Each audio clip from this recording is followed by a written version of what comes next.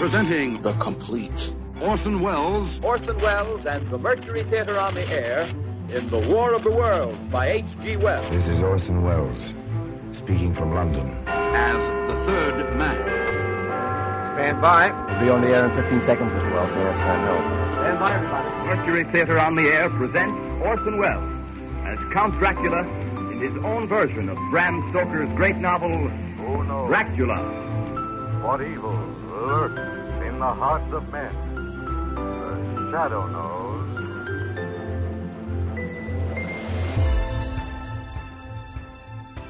Hello world, welcome to The Complete Orson Welles, brought to you by Dwayne Old Time Radio. This podcast will feature various classic radio programs ranging mostly from 1936 to 1952 that Orson either produced and directed, was featured on, or starred as a guest. If you enjoy my podcast, you can subscribe to receive notifications of new posts. Subscribing is free and only takes a moment. New episodes are posted weekly. If inclined, please leave a rating and or review on your preferred podcast service. Thank you for your support. Hope you enjoyed the genius of Mr. Welles. Being Christmas time, actually Christmas Day, we're going to have a special from the Campbell Playhouse. It's their 42nd episode, and it's their rendition of A Christmas Carol. What makes this episode special to me is that it stars Lionel Barrymore. And I'm a big Lionel Barrymore fan. He was a very, very good actor. In any event, this episode of A Christmas Carol aired December 24th, 1939.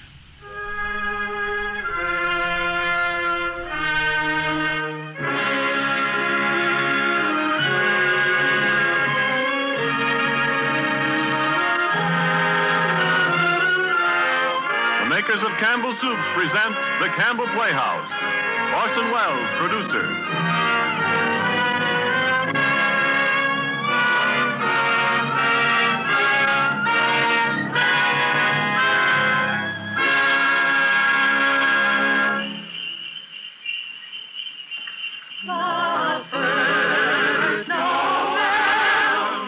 Good evening, this is Orson Welles. There are clearly a number of ways in which A Christmas Carol could be introduced. Myself, I am most struck by the happy fortune that enables us on this Christmas Eve to present Mr. Lionel Barrymore, the best-loved actor of our time, in the world's best-loved Christmas story, A Christmas Carol.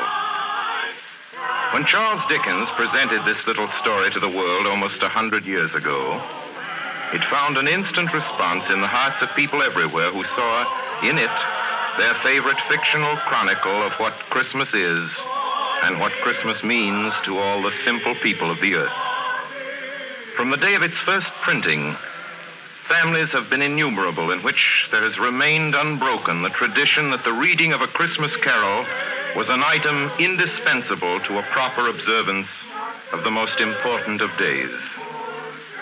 It is the American way, as we know, to establish traditions quickly where popular instinct and sentiment pronounce them sound.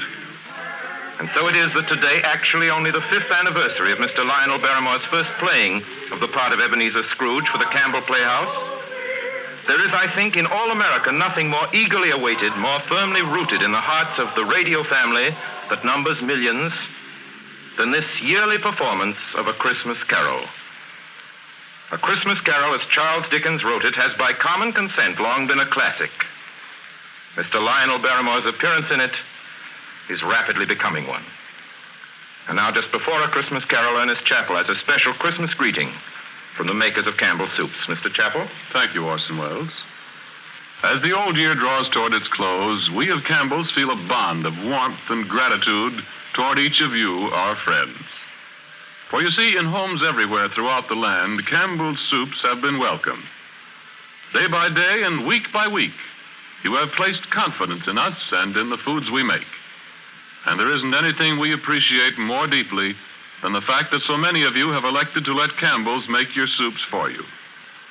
And so when Christmas comes, we look about to find some way to show our appreciation, some Christmas present by which to say thank you. The gift we chose 5 Christmases ago and have chosen each year since, has become a part of Christmas to many and many a family. It has become a Christmas custom, as Mr. Wells said, to gather round the radio to hear and to enjoy a Christmas carol.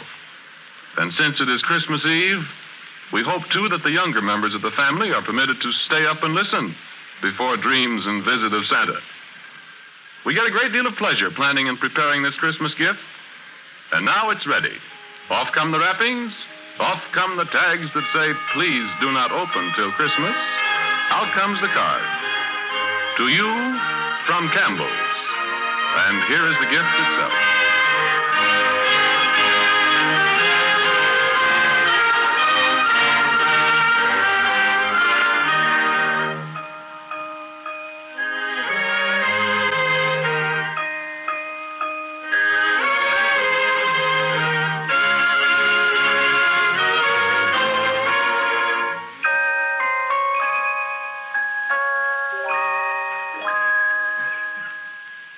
Marley was dead to begin with.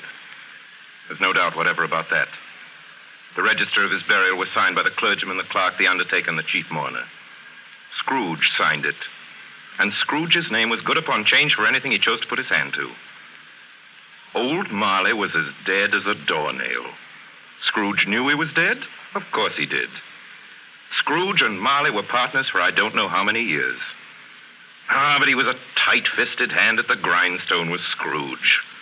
A squeezing, wrenching, grasping, scraping, clutching, covetous old sinner.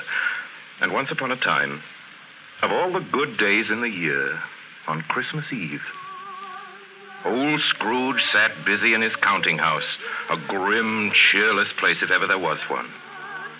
The door of Scrooge's counting house was open that he might keep his eye upon his clerk, Bob Cratchit, who in a cold and dismal little cell beyond worked at his ledgers. 19, 20, 21, 22. Merry gentlemen, let nothing you dismay. 23, 26, 29. 9 carry 2. Christmas Day. 11, 13, 17, 7. Bob Cratchit. Yes, Mr. Scrooge? Stop that infernal caterwauling. Yes, sir. 9, 15, 17, 29, carry 1. Impudence. Singing their idiotic Christmas carols at my very door. Go on! Get away from my door! Go somewhere else and bellow your blasted carols or I'll give you in charge. Sorry, Governor. It's an old custom at Christmas time, you know. Yes, and I don't want any of your old customs. Take your fellow fools and go away. Christmas. Blah. Right, sir. Merry Christmas anyway, sir.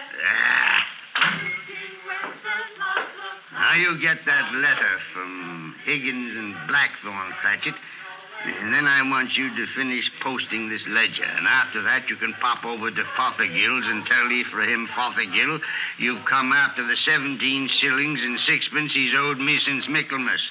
And tell him I shall have a constable over there if he doesn't pay up at once. Mr. Fothergill's wife has been ill, sir. Oh, what do I care about his wife? I want my 17 and 6. I just thought it being Christmas, sir. Christmas. You mention that word to me once more, Bob Cratchit, and I'll... Merry Christmas, Uncle. Merry Christmas, Bob. Merry Christmas, Mr. Fred. God save you, Uncle. Humbug. Christmas a humbug, Uncle? Now, I'm sure you don't mean that. I mean just that. Exactly that. Merry Christmas. What right have you to be merry? What reason have you? You're poor enough. Well, what right have you to be dismal about Christmas, Uncle? You're rich enough. Yeah. Now, Uncle, don't be cross. Well, what else can I be when I live in such a world of fools? What's Christmas to you but a time for paying bills without money? Merry Christmas. Time for finding yourself a year older and not an hour richer. If I could work my will, every idiot who goes about with Merry Christmas on his lips would be boiled with his own pudding and buried with a stake of holly through his heart. He should. Uncle? Now, nephew, keep Christmas in your own way and let me keep it in mine. Keep it, but you don't keep it, Uncle. Well, let me leave it alone then. What do you want? A Christmas gift, I've no doubt. I came to wish you a Merry Christmas, Uncle. A Merry Christmas. Much good may Christmas do you. Much good it ever has done you. There are many things from which I derive good, by which I have not profited materially, I dare say, Uncle. Christmas among the rest. But I have always thought of Christmas time as a good time. A kind, forgiving, charitable, pleasant time. And therefore, Uncle, though it has never put a scrap of gold or silver in my pocket, I believe it has done me good and will do me good. And I say, God bless it. God bless Christmas. Hurrah! Let me hear another sound out of you there, Bob Cratchit, and you'll keep your Christmas by losing your situation. Yes. As to you, nephew, I wonder you don't go into Parliament. You talk enough nonsense. Oh, don't be angry, Uncle. I want nothing from you. I ask nothing of you. Why can't we be friends? Good afternoon. I'm sorry you feel that way. Well, I've tried. A Merry Christmas to you, Uncle. Good afternoon. And a Happy New Year, too. Humbug. And a Merry Christmas to you, Bob, and the missus, and to Tiny Tim. Thank you, Mr. Craig. Same to you, sir. Good day, sir. Good day, Bob. Nonsense. Twaddle. Flummery. The talking of Christmas and not 2 sixpences to jingle together in his trousers pocket. Hey, you there, Bob Cratchit. Come here. What are you doing there? I was only putting a bit more coal in the fire, Mr. Scrooge, seeing it's so cold in there, sir. You put that coal back into the scuttle. A fire. A fire, indeed. I can tell you, if you use coal at that rate, you and I will soon be parting company, Bob Cratchit. You understand that? There's many a young fella like your situation, you know. I'm sorry, sir. My fingers were getting a little stiff with the cold. Then put on your mittens. There's someone at the door. Go on, see who it is. Yes, sir. Good afternoon, sir. Good afternoon. This is the firm of Scrooge and Marley. Yes, sir. I should like to see the head of the firm, if I may. Oh, very good, sir. What is it? A gentleman to see you, Mr. Scrooge. Huh? Have I the pleasure of addressing Mr. Scrooge or Mr. Marley? Marley's been dead these 7 years tonight. I'm Scrooge. Well, now, Mr. Scrooge, at this season of the year, it's only fitting that we who are more fortunate should raise a fund to buy the poor some meat and drink and means of warmth. You may not believe it, sir, but many thousands are now in want of common necessities, and hundreds of thousands are in want of the simplest comforts. Are there no prisons? Well, there are plenty of prisons, sir. And the workhouses, they're still in operation, I trust? I wish I could say they are not, but they are, sir. The treadmill and the poor law are in full vigor, then? Both very busy, sir. I'm glad to hear that. I was afraid from what you said at first that something had occurred to stop them in their useful course. No, sir, all these institutions that you mention are flourishing. But it's nevertheless true that some additional provision for the poor and the destitute must be made. A few of us upon change are endeavoring to raise such a fund, you see. And what shall I put you down for? Nothing. Oh, I see. You wish to be anonymous, sir. I wish to be let alone. I don't make merry myself at Christmas time, and I can't afford to help make a lot of idle people merry. I help to support the establishments that take care of the poor. They cost enough. Let those who are badly off go there. Many can't go there, sir. And many would rather die. Then my advice to them is to do so and decrease the surplus population. Besides, I've only your word for it that all this is so. It's the truth, Mr. Scrooge. Well, so be it, then. It's not my business. It's enough for a man to understand his own business and not to interfere with other people's. Mine occupies me constantly. Good afternoon, sir. I quite understand, Mr. Scrooge. Good Cratchit. afternoon. Show this gentleman out. Yes, sir. This way, sir, please. Sir, I couldn't help overhearing. I should like to contribute tuppence. Cratchit! Yes, sir. It isn't much, but it's all I can afford. But there are others in worse situation than I. You're a generous fellow. I wish I might say so of your employer. Cratchit! Yes, sir. Good afternoon, sir. Good afternoon. Cratchit! Merry Christmas. Merry Christmas. Yes, sir. Close the door. Yes, sir. 24, 31. 1 and carry 3. New scarlet tippet for Tiny Tim. A comb for Martha. 33. 3 and carry 3. A hair ribbon for Belinda. 4, 7, 12, 15. Cratchit! Yes, sir. It's too late to have you go to Fothergill's. He'll be closed up for Christmas like these other fools. We may as well close up the place now. Yes, sir. It is getting a little dark. Hard to see the figures. I suppose you'll want the entire day tomorrow. If it's quite convenient, sir. It's not convenient. And it's not fair, either. But I suppose I can't do anything about it. If I was to stop half a crown of your wages, you'd think yourself very ill-used, I'll be bound. Well, sir, Yeah, but you don't think me ill-used when I pay a day's wages for no work. It's only once a year, sir. Once a year. Once a year, indeed. A fine excuse for picking a man's pocket every 25th of December. But I suppose there's no good talking. You must have the whole day. Well, see that you're here all the earlier the next morning. You understand? Oh, I will, sir. I will indeed. Good night, sir, and Merry Christmas. Merry Christmas.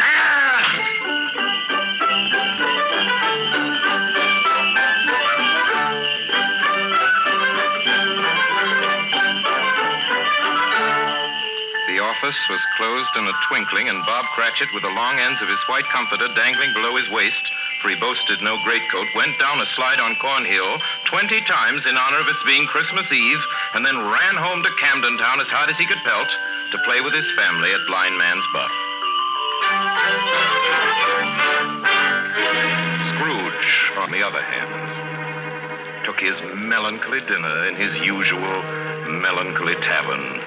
And having read all the newspapers and spent the rest of the evening with his banker's book, went to his dismal house. Darkness is cheap, and Scrooge liked it. The yard was so dark that even Scrooge, who knew its every stone, had to grope with his hands through the fog and the frost to find the door. Scrooge walked through his rooms to see that all was right. Sitting room, bedroom, lumber room, all as they should be. Nobody under the table, nobody under the sofa, nobody under the bed, nobody in the closet. Close the door. He locked himself in. He double-locked himself in. And took off his cravat, put on his dressing gown and slippers and his nightcap, and sat down before the fire to take his gruel.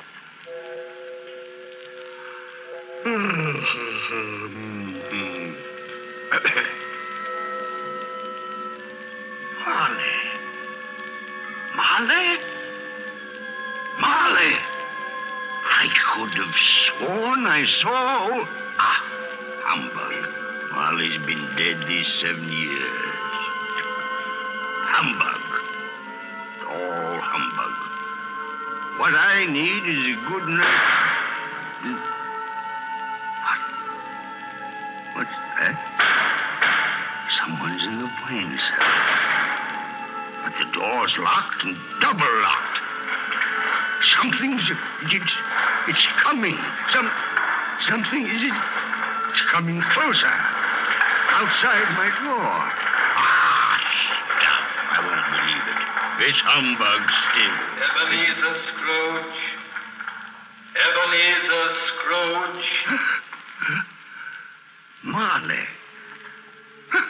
Oh, no. What do you want with me?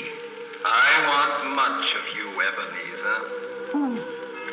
Who are you? Ask me who I was. Oh, you're very particular for a ghost. All right, then. Who were you? In life, I was your partner, Jacob Marley. Jacob Marley. But you're dead. You died 7 years ago. 7 years ago this very night. You are a ghost, then. What's wrong, Ebenezer? Don't you believe in me? I do not. You doubt your senses, Ebenezer? Yes. Because a little thing affects them. Slight disorder of the stomach makes them cheats. You can't be a ghost. You may be an undigested bit of beef, or a blot of mustard, or a crumb of cheese, a fragment of an underdone potato. Yeah, there may be more gravy than grave about you, whatever you are. Humbug, I tell you. Humbug.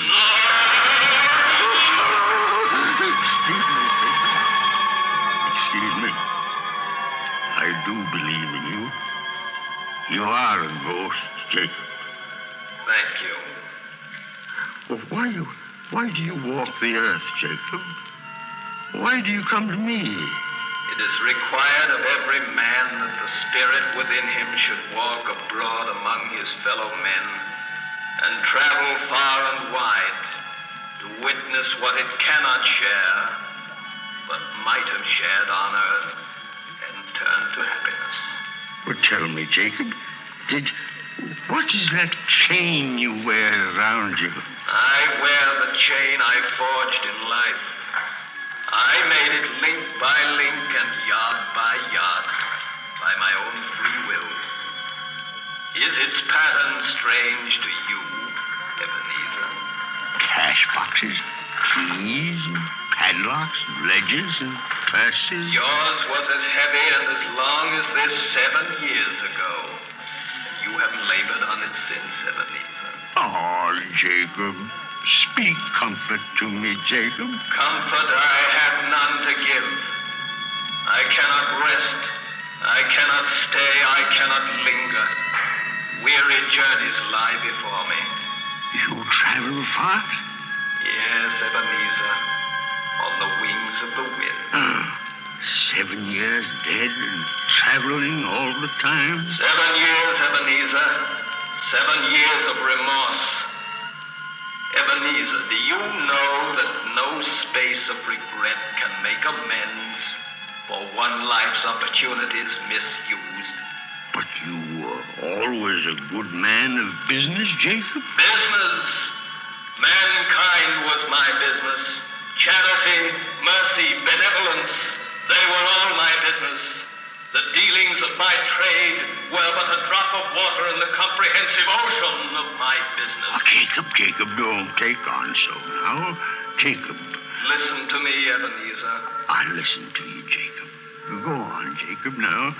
Speak to me, but don't be so flowery. Ebenezer, I am here to warn you that you have yet a chance and hope of escaping my fate. Do you hear that, Ebenezer? Yes, Jacob. Yes, you always were a good friend to me, Jacob. Thanks, Jacob. But go on. How shall I escape? Oh, I'm afraid, Jacob. You will be haunted by free spirits. Is that the only chance and hope, Jacob? It is your only chance and hope. Well, then I think I'd rather not. Without their visits, you cannot hope to shun the path I tread. Expect the first tomorrow, when the bell tolls 1. Couldn't I take them all at once and have it over, Jacob? Ebenezer, look that for your own sake you remember what has passed between us. And remember, when the bell tolls 1, look for the first spirit. Molly. Jacob, Molly.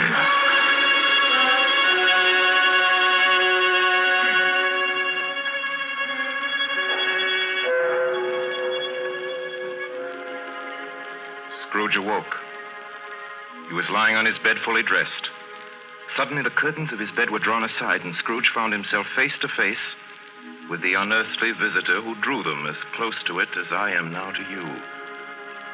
And I am standing in the spirit at your elbow. It was a strange figure, like a child, yet not so like a child as like an old man. Its hair, which hung about its neck and down its back, was white as if with age. And yet the face had not a wrinkle in it, and the tenderest bloom was on the skin. The arms were long and muscular, the hands the same, as if its hold were of uncommon strength. Ebenezer Scrooge. Who's that? Ebenezer Scrooge, I have come for you. Are you the spirit, sir, whose coming was foretold me? I am that spirit. What are you? I am the ghost of Christmas past. Long past? No, your past. But what do you want of me? What brings you here to haunt me? Your welfare, Ebenezer Scrooge.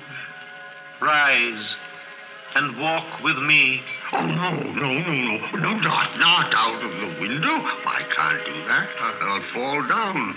I'm not a spirit. I'm mortal, and I'll fall. Bear but a touch of my hand upon your heart, and you shall be upheld in more than this. Come, follow me.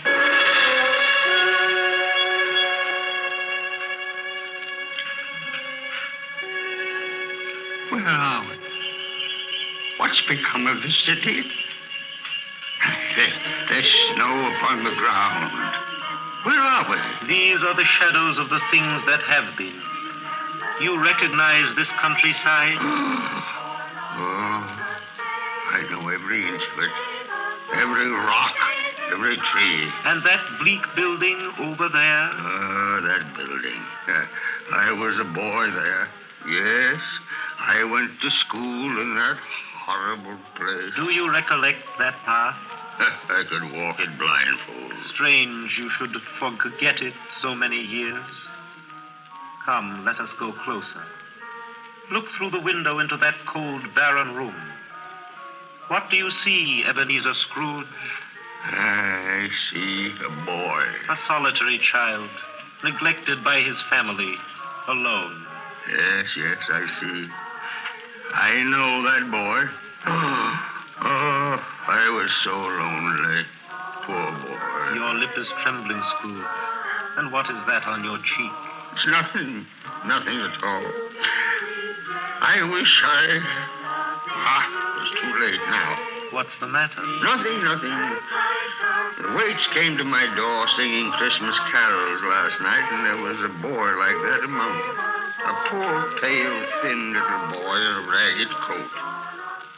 I should like to have given him something, that's all. Is that all? Come, Ebenezer Scrooge. Let us see another Christmas.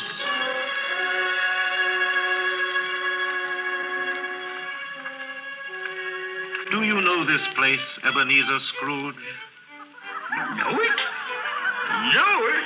Why, this is the counting house where I was apprentice. Listen. It's my old master, bless his heart. Old Fezziwig. My master, alive again.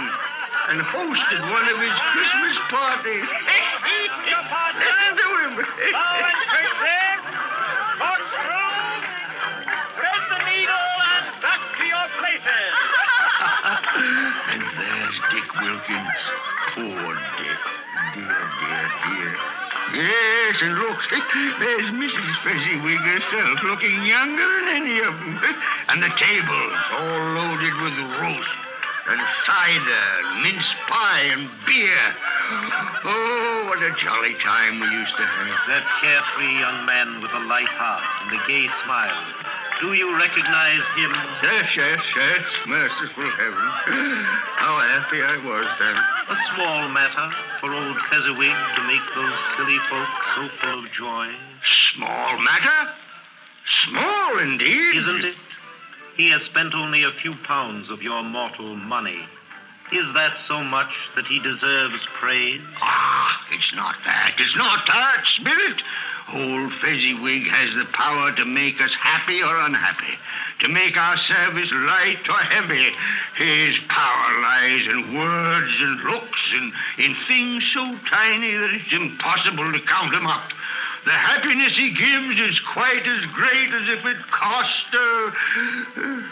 What is the matter? Oh, nothing at all, Spirit. Something, I think. No. Speak. Well, only it's just that I should like to be able to say a word or two to my clerk, Bob Cratchit. That's all. Advance and retire! Bow and curtsy! Thread the needle! My time grows short, and we have yet another journey to make. Where now? Come. This is our last visit to the past, Ebenezer. Here, in this little room, with a fair young girl by your side. Do you recognize yourself, Ebenezer? No. Spare me this. You're older now, a man in the prime of life. Your face has begun to wear the signs of care and avarice. Your eyes are greedy. The eager, restless eyes of a miser. No, please. She knows it, too. That girl by your side. There are tears in her eyes. That is little, Ebenezer, to you. Very little. I know that. Belle, have I changed toward you? When we were engaged, we were both poor. Was it better then? Better to be poor? Better, at least, to be happy. You're changed. You were another man then. I was a boy. Do you blame me because I've grown wiser? Have I ever tried to break our engagement? In words, no. Never. In what, then? In a changed nature. In an altered spirit.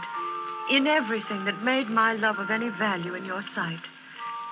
So I release you from your promise. Belle! Oh, at first it may cause you pain to lose me. A very brief pain. But soon it will be dim, like a half-remembered dream. An unprofitable dream. And you will be glad to be awake from such a dream. May you be happy in the life you have chosen, Ebenezer.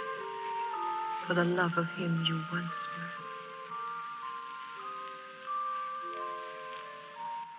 It's enough. Show me no more. Take me home. These were shadows of the things that have been. That they are what they are. Do not blame me. No more. One shadow more. Come. Do you see this man, Ebenezer Scrooge? This man might have been you. And the woman beside him, your wife. And that girl. That girl might have been your daughter, Ebenezer Scrooge. She might have called you father. She might have been a springtime in the haggard winter of your life. Spirit, let me go. Show me no more. Listen now while they speak, Ebenezer. Belle, I saw an old friend of yours today. Who was it? Yes. How can I? Oh, I know. Mr. Scrooge. Mr. Scrooge it was. I passed his office window. It wasn't shuttered. And there was a candle inside, so I couldn't help seeing him. His partner, Marley, lies at the point of death, I hear. And there Scrooge sat, all alone. Quite alone in the world, I do believe. Spirit, I can't bear any more. Leave me. Haunt me no more. Take me back. Take me back.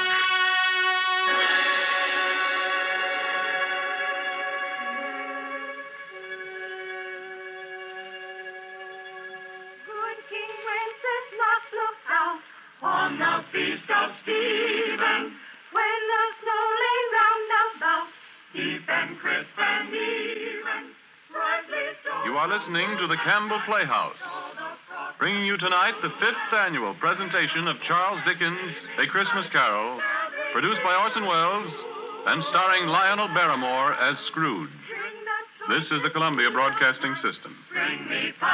This is the WBBM Air Theater, Wrigley Building, Chicago. When we bear them thither, sage and monarch, forth they went together, through the rude winds wild lament, and the bitter weather.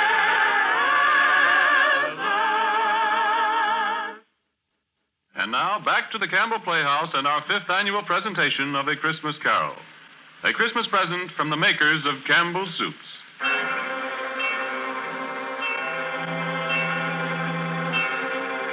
On the stroke of 1, Scrooge awakened suddenly and sat him bolt upright in his own bed.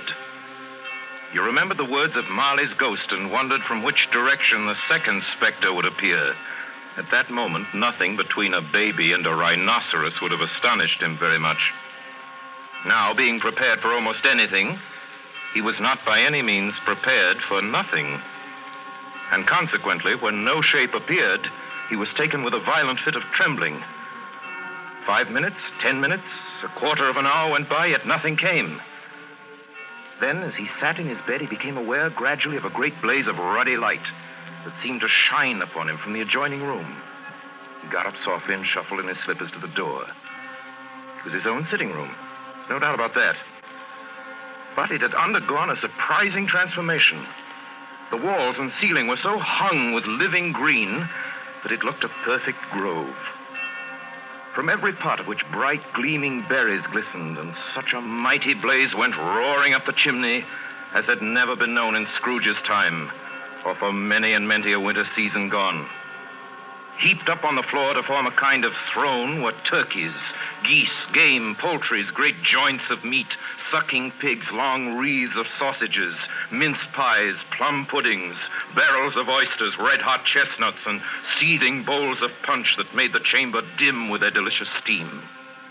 In easy state upon this couch, there sat a jolly giant, glorious to see, who bore a glowing torch in shape not unlike Plenty's horn, and held it up, high up to shed its light on Scrooge as he came peeping round the door. Come in, Ebenezer Scrooge, and know me better, man. You? I am the ghost of Christmas present. Look upon me. You've never seen the like of me before. You're different from the other spirit. You're tall, almost a giant.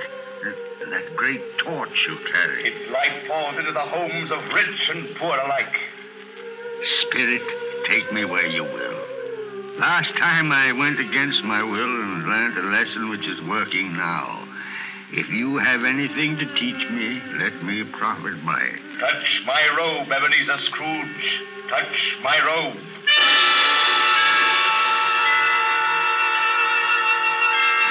brought me, Spirit? An humble dwelling in an humble street. It's miserable enough. Yet there is happiness there. Who are these people? Who's that woman and the children? These are the family of your clerk, Bob Cratchit. See his wife, dressed in a twice-turned gown, but brave in ribbons, laying the table for their Christmas dinner. And there, assisting her, is their daughter Belinda. And the young man with a fork in the stuffing, that's Master Peter Cratchit. And the two little Cratchits. Listen, Scrooge. Here's Martha, Mother.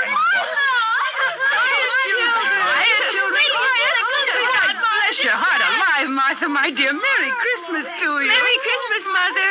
Merry Christmas. How late you are, my dear. Oh, we'd a deal of work to finish up last night, and we had to clear away this morning. Well, never mind so long as you're here now.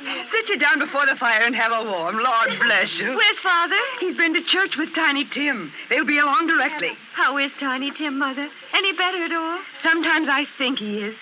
And sometimes I think, oh, dear God, if anything should happen to Tiny Tim. Mother, you mustn't even think of such a thing. Here they are!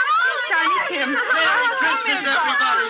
Martha, welcome, my dear. Merry Christmas, Father. And Tim. Merry Christmas, Martha. Oh, Tim, you darling. Let me take you. Oh, Father, I'm so glad to be home. And we're so glad to have you, Martha. And how did little Tim behave in church, Bob? Oh, as good as gold and better. I like church, Mother. Oh, they sang the nicest songs. I hope people saw me there. Saw you there? And why, Tim? Well, don't you see? Because I'm lame. And if they saw my crutch, it might be pleasant for them to remember on Christmas who it was made lame beggars walk and blind men see. Oh, bless you, my son. Are we ready to eat, Mother? Come on, let's eat. Yes, children, we're all ready. Come, take your places now. And I'll wait your turn. There's plenty of stuffing and dressing and plum pudding for all of you. Martha, you take care of Tiny Tim and see that he eats plenty. He must get strong and well. Now sit down, everyone. And now, my dears, shall we say grace? Spirit, Our Father who art in tell me if Tiny Tim will live. I see a vacant seat in the poor chimney corner, and a crutch without an owner carefully preserved. Oh, no, kind Spirit. Say he'll be spared. Say he'll live. If these shadows remain unaltered by the future Ebenezer, the child will die. Amen. And now, my dears, with such a dinner, a toast. A Merry Christmas to us all, and God bless us. God bless us, everyone. And now to Mr. Scrooge. I'll give you a toast to Mr. Scrooge, the founder of the feast. The founder of the feast, indeed, who pays you all 15 shillings a week. I wish I had him here. I'd give him a piece of my mind to feast on, and I hope he'd have a good appetite for it. Oh, my dear, the children, Christmas Day. It should be Christmas Day, I'm sure, on which one drinks the health of such an odious, stingy, unfeeling man as Mr. Scrooge. You know he is, Bob. Nobody knows it better than you, poor fellow. My dear Christmas Day. I'll drink his health for your sake and the day's, not for his. Long life to him. A Merry Christmas and a Happy New Year. He'll be very merry and very happy, I have no doubt. And I say God bless him too, Mother, and everyone. God bless you, dear.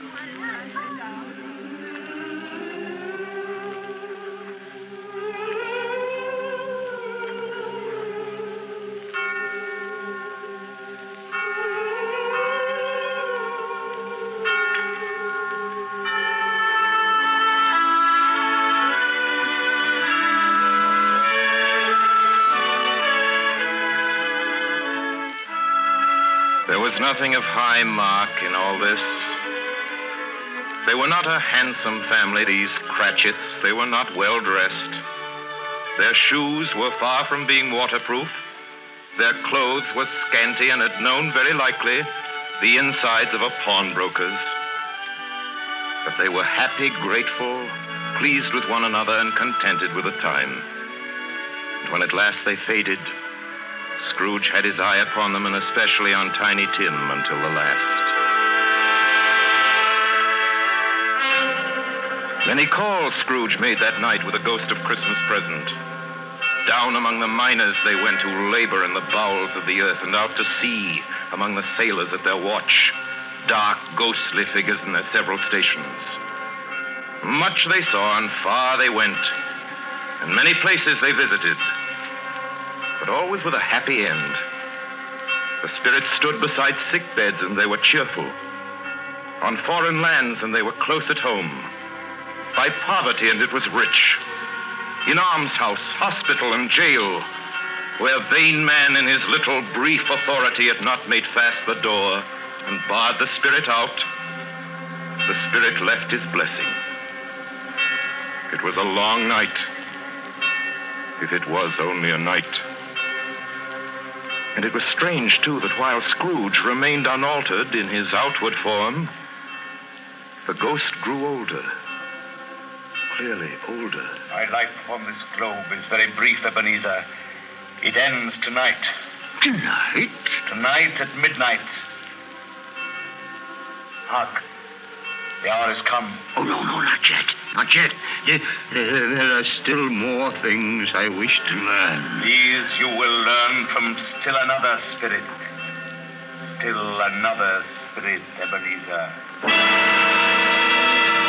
Scrooge looked about him for the ghost that had vanished, and he found himself once more in his bed in his dressing gown and his nightcap on his head.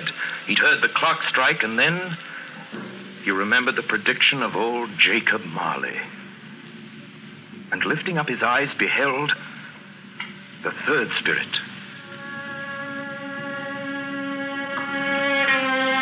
A solemn phantom, shrouded in black, draped and hooded, coming towards him slowly and silently like a mist along the ground. I know you. You are the ghost of Christmas yet to come. You will show me the shadows of things that have not happened, but will happen in the time before us. Answer me, spirit. Ghost of the future, I fear you more than any specter I've seen.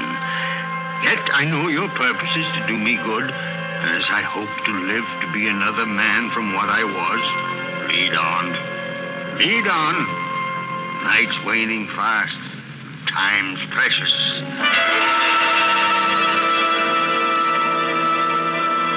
Spirit, why have you brought me here again? Here to Bob Cratchit's home?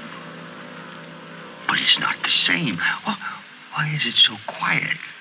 So very quiet here. Mother. Mother, please. Oh, my son. My little son. Tiny Tim. I loved him so. Oh, Mother, dear, you mustn't. It's almost time for Father to be home. Don't let him see you crying. Yes. Yes, Mother. He's late tonight. He walks slower than he used to. And yet I've known him to walk very fast indeed with Tiny Tim on his shoulder. So have I, Mother. But he was light to carry. And his father loved him so that it was no trouble. No trouble at all. Bob. Good evening, my dear. You're late, Bob. Yes, I'm sorry, my dear. I went to the churchyard today. I wish you could have gone with me. It would have done your heart good to see how sweet and green a place it is. But you'll see it often, I promised him. Yes, I promised Tiny Tim we'd walk there on a Sunday. Father, dear, it's God's will, Bob. I'm trying to understand it, my dear. My son, my little son, Tiny Tim. And I loved him so. Oh, that's cruel. Cruel. Spirit, can't you give me one ray of hope that I may change all that Tiny Tim may live?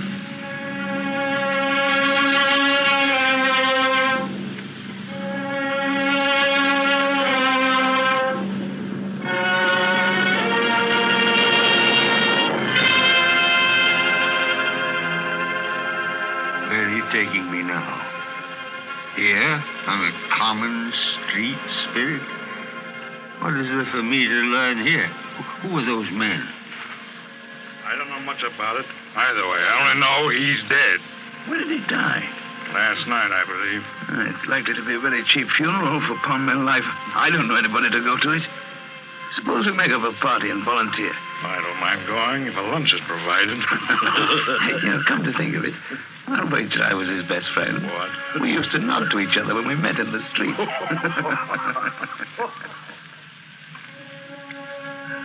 Spirit, tell me, who is this man that died? Is there no one to mourn the poor creature? No one to follow him to the grave? Perhaps they'll give him a green grave at least, like poor Tiny Tim. Perhaps... Spirit, where are we now?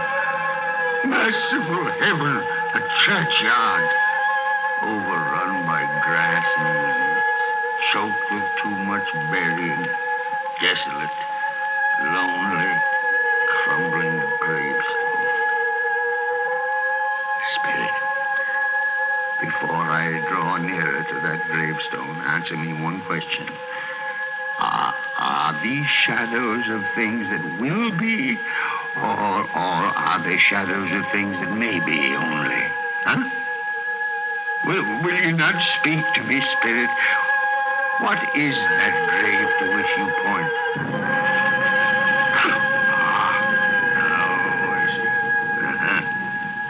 There's writing on that stone. The name on the gravestone is Ebenezer Scrooge. Ebenezer Scrooge? Oh, no, Spirit, no. Hear me. I'm not the man I was. Why show me this if I'm past all hope? Tell me that I can change these dreadful shadows you've shown me by an altered life. I'll honor Christmas in my heart, and I'll try to keep it all the year. I'll live in the past, the present, and the future, and I'll not shut out the lessons that they teach. Tell me, Spirit, go on, tell me that I can sponge away the writing on that stone, Spirit. I beg you, Spirit. I beg you.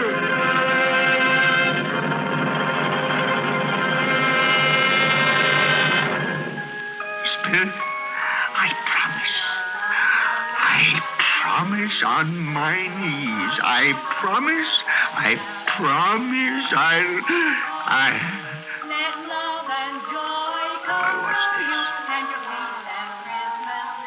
It's my own bed, boys.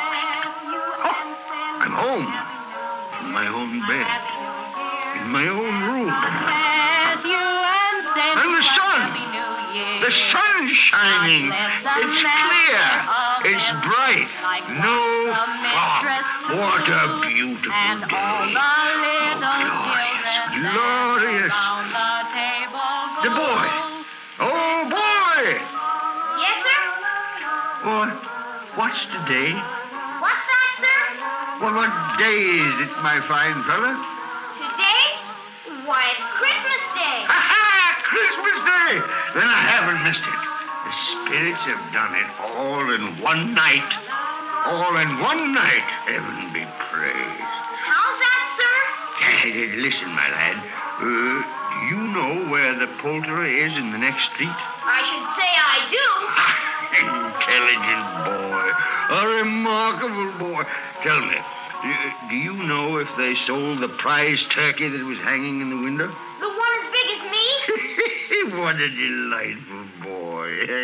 It's a pleasure to talk to you. Yes, my buck? It's hanging there now, sir. That's wonderful. Go around, will you? And tell him to send it to Bob Cratchit and his family on Broad Street.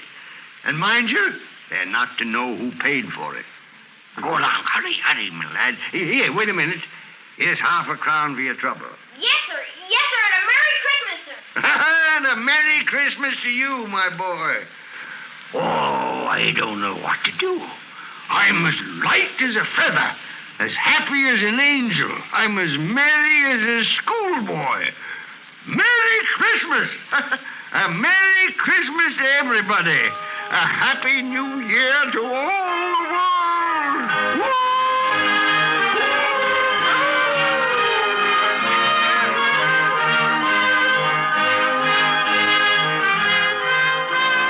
My dear sir, how do you do?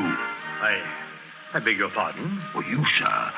Aren't you the gentleman who came to my office in regard to that charity? Why, yes, sir. A Merry Christmas to you. Yes, sir. Allow me to ask your pardon, sir. And will you have the goodness to accept? I prefer to whisper this. But, Lord bless me.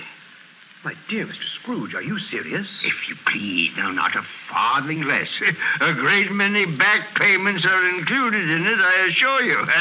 Will you do me that favor? Oh, my dear sir, I don't know what to say to such munificence. No, don't say anything, please. Come and see me. Will you come and see me? I will indeed. Thank you. I'm much obliged to you. I thank you 50 times. Bless you. Merry Christmas. Next morning, Scrooge was early at his office. He went early for a reason. If he could only be there first and catch Bob Cratchit coming late. That was the thing he'd set his heart upon. And he did it. Yes, he did. The clock struck 9. No Bob. 1:15, no Bob. Scrooge sat with his door wide open that he might see him come in. At last he came. His hat was off before he opened the door. His comforter, too. He's on his stool in a jiffy, driving away with his pen as if he were trying to overtake 9 o'clock. 8 and 15 at 21, 6 and carry the 1 and 24 and carry the 2, 31 and 8 and 9. Hello, you, Cratchit. Yes, sir. Step this way, Cratchit, if you please. Cratchit, what do you mean by coming in at this time of day? Well, I'm very sorry, sir. I am behind my time. You are. Yes, I think you are. Oh, it's only once a year, Mr. Scrooge. It shall not be repeated. I was making rather merry yesterday, sir. I'll tell you what, my friend. I'll not stand this sort of thing any longer. And therefore, Bob Cratchit, I'm about to raise your salary. Mr. Scrooge, are you quite yourself, sir? No, thank heaven, I'm not quite myself. Merry Christmas, Bob. Merry Christmas, my good fellow. A merrier Christmas than I've given you in many a year. I shall raise your salary, and we'll see what we can do for Tiny Tim and the rest of your family. Huh? We'll discuss it this very afternoon over a Christmas bowl of smoking bishop. Bob, make up a fire. Make it up and buy another coal scuttle before you dart another eye, Bob Cratchit.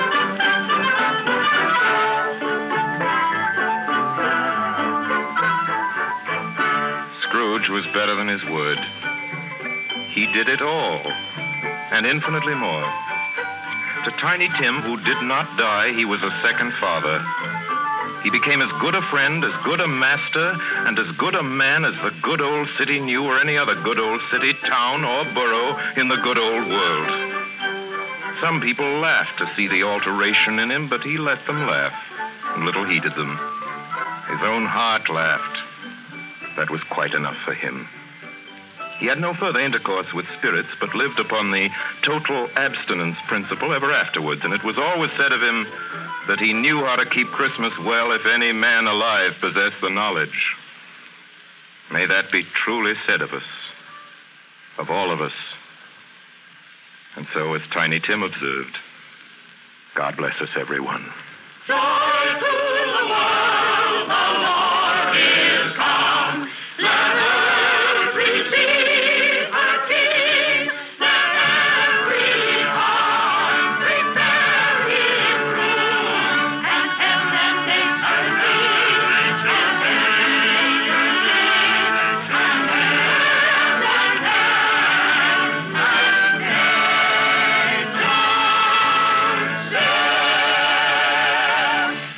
You have just heard our annual presentation of Charles Dickens' A Christmas Carol, starring Lionel Barrymore, brought to you by the makers of Campbell Soups. And now here is Orson Welles. Ladies and gentlemen, at this point in the program, it's my custom, as you know, to present you with a few words of introduction, our guest of the evening. With your consent, I shall dispense with this tonight. To introduce tonight's guest to the Campbell Playhouse audience, or to any American audience, is an extravagant and superfluous procedure. For if ever an actor has won for himself a lasting place in the hearts of his fellow countrymen through years of unsparing and inspiring service, that actor is Lionel Barrymore. Mr. Lionel Barrymore. Oh, thank you, Orson Welles. Good evening, ladies and gentlemen. Well, this is the 4th year I've had the pleasure of appearing in the Christmas Carol here on the Campbell Playhouse, and I assure you all it's a pleasure that never tires. As long as I can remember, this has been one of my favorite stories. When we were children, it was read to us regularly at this time of year, as it is to many millions of children right now. And like many of them, I'm sure, the three of us, Ethel, Jack, and I, with the aid of a sheet and some old ironware, made a play of it. As I remember, we had 3 Scrooges in that production. Who played Tiny Tim? I think we had 3 Tiny Tims, too. But seriously, I can think of no part that I've enjoyed playing again and again as much as I have the part of that squeezing, wrenching, grasping, scraping, clutching, covetous old sinner, Ebenezer Scrooge. And I can think of no happier or more suitable choice for the makers of Campbell Soups to offer the people of America as their Christmas present each year than Charles Dickens' well-beloved story, A Christmas Carol. Good night, Orson. Good night, everybody. And a Merry, Merry Christmas to you all. Good night to you, Mr. Barrymore. Thank you, sir, and a Merry Christmas to you. Ladies and gentlemen, next Sunday night, we're happy to announce our version of a great and truly American story by a great American novelist, Come and Get It, by Edna Ferber. Against a background of the mighty forests of Miss Ferber's own Wisconsin, it tells a stirring tale of the men and women who live and die in the woods in order that lumber may come down the rivers every spring into the cities of the modern world. Like so many of Miss Ferber's epic romances of American life, it was made from a best-selling novel into a highly successful motion picture. Now we bring it to you on the air. The story of a man and his son and the girl they both loved, Lotta. Lotta, played for us by one of the loveliest and most accomplished of Hollywood's younger dramatic actresses, Miss Frances D. And so until next week, until Come and Get It, my sponsors, the makers of Campbell Soups, and all of us in the Campbell Playhouse remain, as always, obediently yours. But just one moment, please. Benny, excuse me. Ladies and gentlemen, it's the night before Christmas. And all through the Campbell Playhouse, not a creature is stirring that doesn't join Lionel Barrymore in wishing you a Merry, Merry Christmas. This goes for all of us, from my sponsor, myself, or for all of us, from Don McBain, who runs the machinery in the control room, to Miss Helgren, who types the Campbell Playhouse scripts. A Merry Christmas. From Benny Herman and his band of Merry Melodians, Merry Christmas. From Max Tears, canary-throated chorister, Christmas, and from Harry Essman and Cliff Thorson and his crew of sound effect technicians, a Merry Christmas. And from Orson Welles and his considerable aggregation of dramatic talent, who include, among others, Mr. Everett Sloane, Mr. Frank Readick, Mr. Erskine Sanford, Mr. George Coulouris, Mr. Ray Collins, Miss Georgia Backus, Miss B. Benederet, and many, many others, a Merry Christmas. How about it, everybody? A Merry Christmas! That's right. And now, as Tiny Tim says... God bless us, everyone.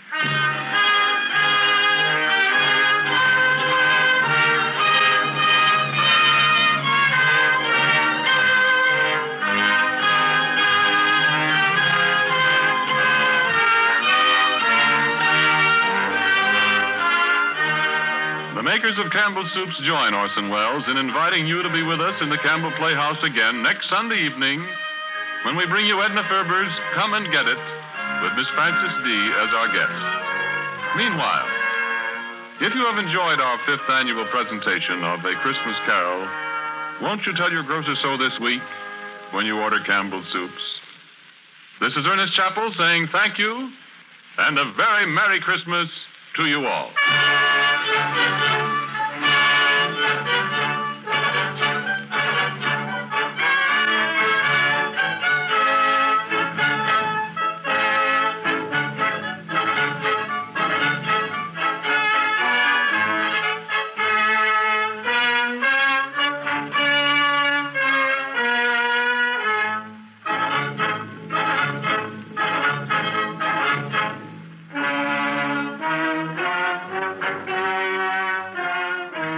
Columbia Broadcasting System.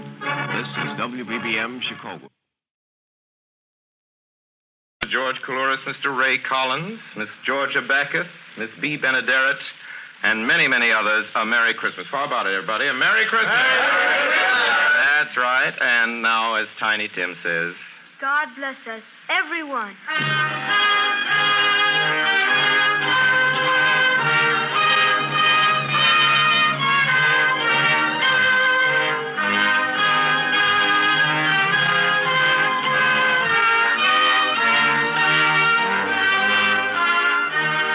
The makers of Campbell Soups join Orson Welles in inviting you to be with us in the Campbell Playhouse again next Sunday evening when we bring you Edna Ferber's Come and Get It with Miss Frances D. as our guest. Meanwhile, if you have enjoyed our 5th annual presentation of A Christmas Carol, won't you tell your grocer so this week when you order Campbell Soups? This is Ernest Chappell saying thank you and a very Merry Christmas to you all.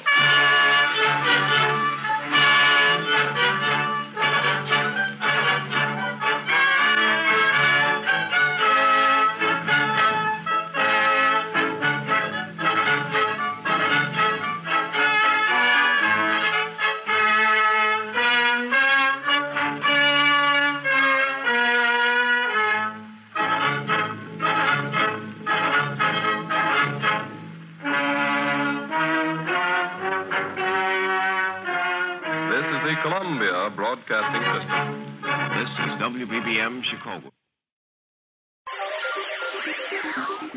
Thank you for listening to and showing your support for my podcast.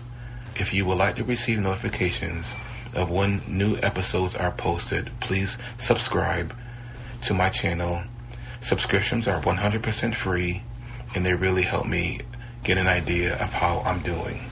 You can also go to my website where you can listen to all of my podcasts for free, and you can also download episodes for free. The website is otr.duane.media. There is also donation information on there if you want to show your support or become a patron. You can email me at info@otr.duane.media. I'm also on Instagram at duane.otr. Well, hope you enjoyed, and until next time, stay safe, wish you well, and as always, peace.